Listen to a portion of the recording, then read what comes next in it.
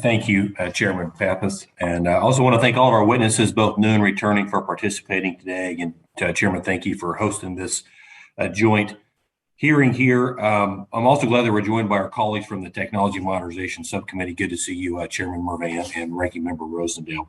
The Oversight and Investigation Subcommittee started this year with a hearing on VA's medical supply chain. It is fitting that we should return to this subject today. The good news is the investments made last year have dramatically improved the availability of medical supplies throughout the country. The terrible shortage of N95 masks, surgical gloves, and other personal protective equipment no longer exist. Unfortunately, lockdowns and hits to the labor market have caused supply chain blockages to develop in other sectors of the economy. The bad news is the goalposts for all of VA's big ticket supply chain initiatives have moved farther away. Implementation of DIMLs, the regional readiness centers, and the medical surgical prime vendor contracts are all further delayed or stalled altogether. And based on the new information we've gathered since the hearing in March, I'm skeptical these programs' business cases still stand scrutiny. As OIG has reported, VA fully implemented the DIML system in North Chicago in August of 2020 after almost a year's delay, and the results are not encouraging.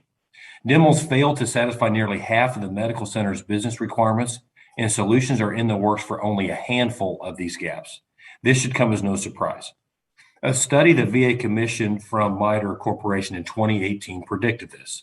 It scored DIMLs and Logical behind 4 commercial supply chain management systems. It also estimated the cost of DIMLs higher than 2 of these commercial systems. In our previous hearing, I urged VA witnesses to consider waiting for Logical to become available rather than pressing forward with DIMLs, only to replace it later and drive up the cost. That it was rejected, and we now know that Logical is delayed until 2025. VA's present course appears destined to produce more disappointing results. Until VA can demonstrate the DIML system suitability, we would be negligent to allow more than a limited deployment. I still believe VA has a compelling need for a modern inventory management system. I encourage our witnesses to re-examine the most compelling options that were apparently ignored and buried in 2018. Turning to the regional readiness centers, I do not think anyone would dispute that VA has an extreme imbalance of warehouse space to inventory and demand for that inventory. Over the past year, VA seems to have tumbled from temporary warehouses to temporary warehouse, moving into facilities that were available on short notice rather than facilities that necessarily meet the need. I understand the VA has spent roughly $180 million on a temporary warehouse in Chambersburg, Pennsylvania. It spans over 860,000 square feet, but VA is only using about 10% of that space. VA also has 3 other warehouses, 2 nearby in Pennsylvania and 1 in California, that handle a minuscule amount of inventory. What concerns me the most is the very low level of demand from the medical centers for the personal protective equipment stored in the regional readiness centers. I previously had expressed my apprehensions that the regional readiness centers would turn out to be places where inventory sat unused, just like the supply depots VA abolished 30 years ago.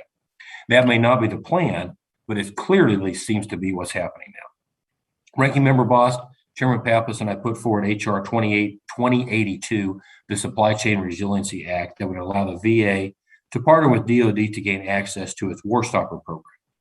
Our goal is to use vendor-managed inventories to reduce some of the risk of physical inventories in VA warehouses. We've been extremely patient with the regional readiness centers and waited nearly 6 months for VA to answer our questions about the War Stopper program. It's disappointing to me that our requests have been repeatedly ignored. I think the time has come to pass a legislation with or without VA's cooperation. Finally, I'd like to mention the medical surgical prime vendor contracts. VA's struggles managing the program are well documented by GAO and others. I can't understand why our witnesses sought to use DoD's MSPB contracts and phase out their own. However, the Court of Federal Claims ruling leaves no doubt that unless the VA comes up with a completely different way of achieving its goal, it violates the law. I've never heard of a judge before who was so exasperated by a case that he had to quote a poem to express his frustration. He wrote in his decision, and I quote, "If there can be a literary analogy to this government procurement, it would be Longfellow's The Wreck of the Hesperus, which chronicles the prideful sea captain's avoidable downfall on the rocks of Norman's Woe. I think it's appropriate to extend the analogy. VA leaders need to change course before the whole medical supply chain crashes on the rocks. It is not too late to do this, but time is running out and is of the essence. If they will not, I fear the VA supply chain will become more expensive, but not more resilient. We cannot allow it to fail again when veterans and employees are relying on us. With that, Mr. Chairman, I yield back.